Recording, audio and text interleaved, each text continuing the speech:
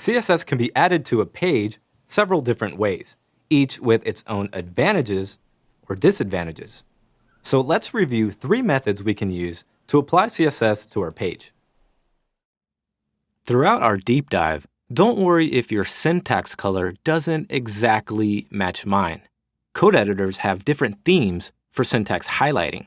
So as long as your syntax is correct and matches mine, everything should work just fine. So in our file setup, we have a simple HTML file containing heading elements, paragraphs, and an unordered list here at the bottom. In the browser, we can see that no author styles have been applied just yet. We're currently seeing the default styles applied by the Chrome browser, which applies margins to the body, headings, paragraphs, and the unordered list. So let's go ahead and create our own custom author styles for this page. So there are 3 methods we can use to add CSS to a page. The first method is with inline styles. The second method is with internal styles. And the third method is with an external style sheet.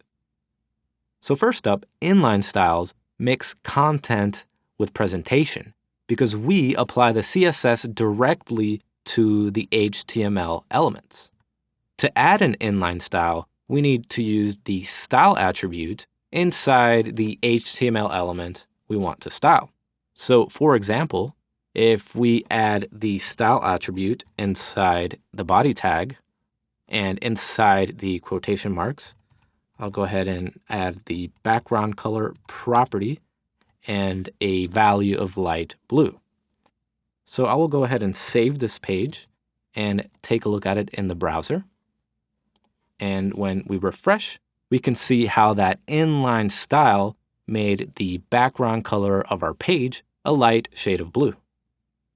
Back in our HTML file, if we add another style attribute, this time we'll go ahead and add it to the first paragraph, and we will add a font weight property and the value bold.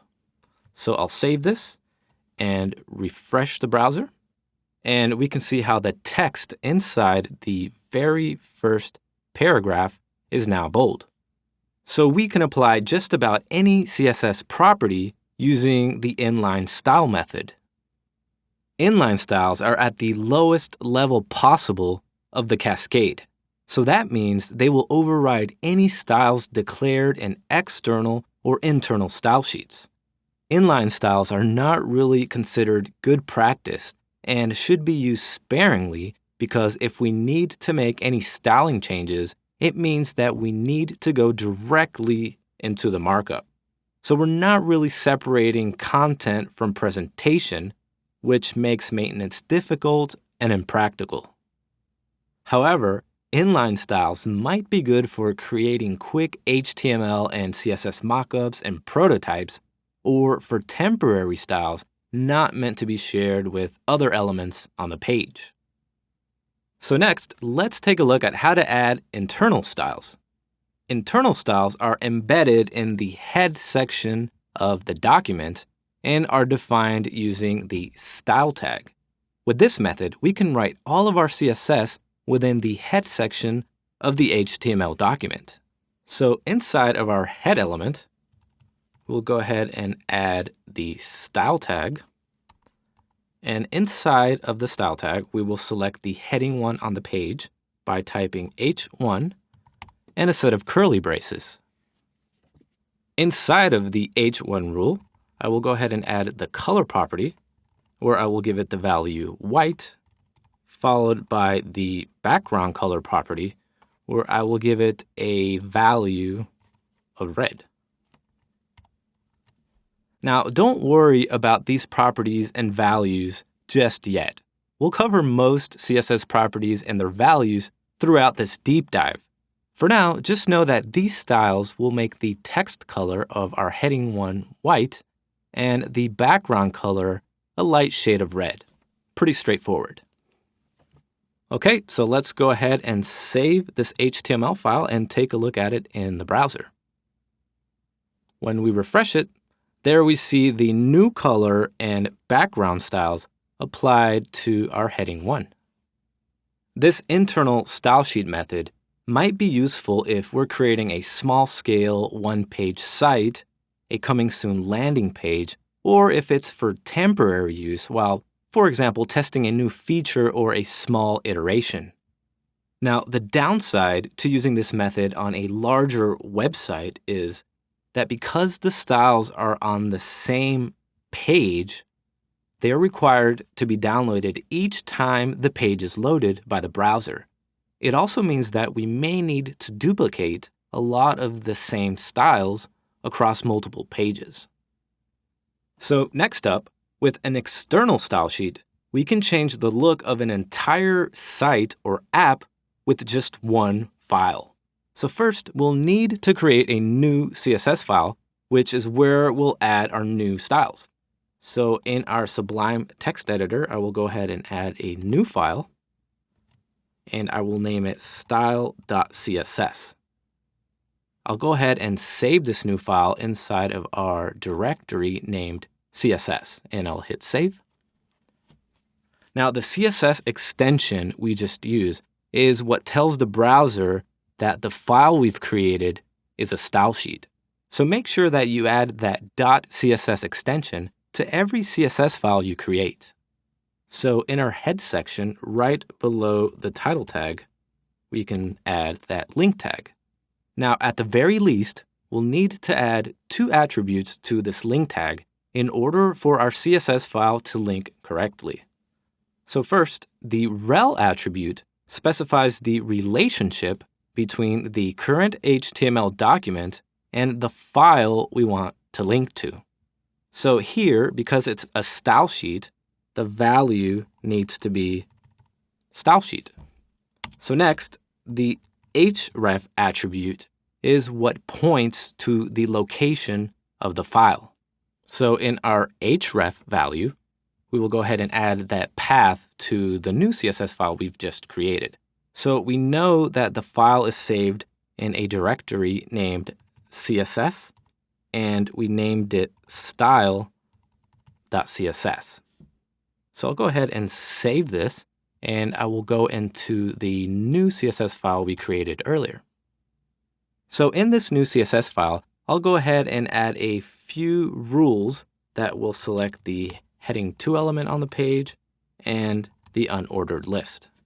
So up in our H2 rule, I will go ahead and give it a color property and the value steel blue. I will also add some bottom padding of 10 pixels. And I will give it a border bottom property that is 2 pixels wide and is dotted. So below in our UL rule, we'll give it a color value of white and a background color of steel blue. Again, don't worry about understanding these properties and values just yet, as we'll go over all of the properties and values throughout this deep dive. So we'll go ahead and save this and take a look at it in the browser. When we refresh the browser, we now see how our new styles have affected the page. The advantage to using this method is flexibility. We keep our CSS rules in a file separate from our markup, so any changes or additions we need to make can be done in that one CSS file.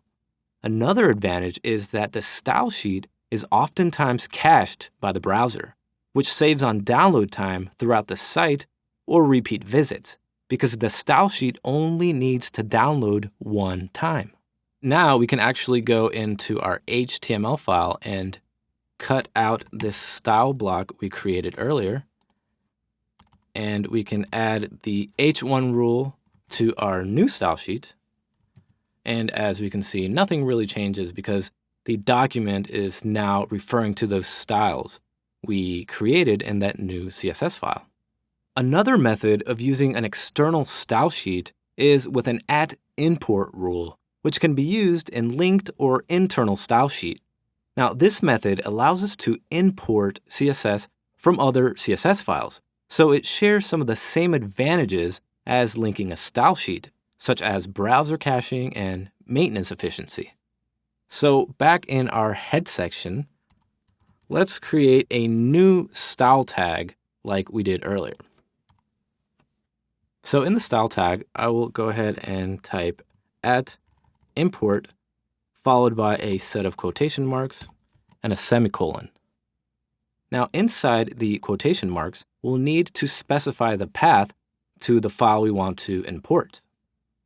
In the CSS directory of our project files, you should see a file named morestyles.css, which contains simple layout and color styles. So we'll go ahead and import this file so we can see how those styles get applied to the page once imported. So back in our HTML file, we'll go ahead and add the CSS directory followed by more styles.css. So when we save the HTML file and refresh the browser, now we see how the page has imported the styles from more styles.css. We see that the font sizes are bigger and that the page has more padding and margins. We can also import a style sheet from within a style sheet. So in our HTML file, let's go ahead and remove this @import statement. And we'll save the HTML file and we'll go into the style.css file and we will add that import statement to the top of the page. It's important to remember that this @import statement must precede all other CSS rules in a style sheet in order for it to work properly. So we have to keep it up top.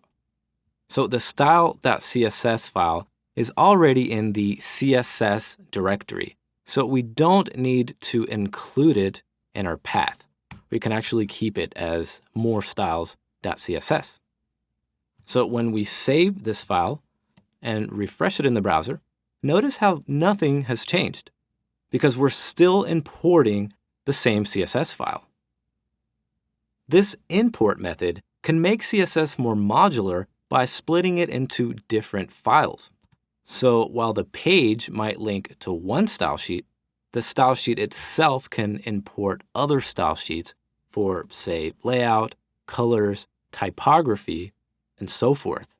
Now, the drawback to using the @import method is performance, as each import statement is also a new request to the server. Now that we're familiar with the 3 ways we can add CSS to a page, we're ready to select HTML elements and begin applying styles to them. Coming up next, we'll go over basic CSS selectors for styling elements.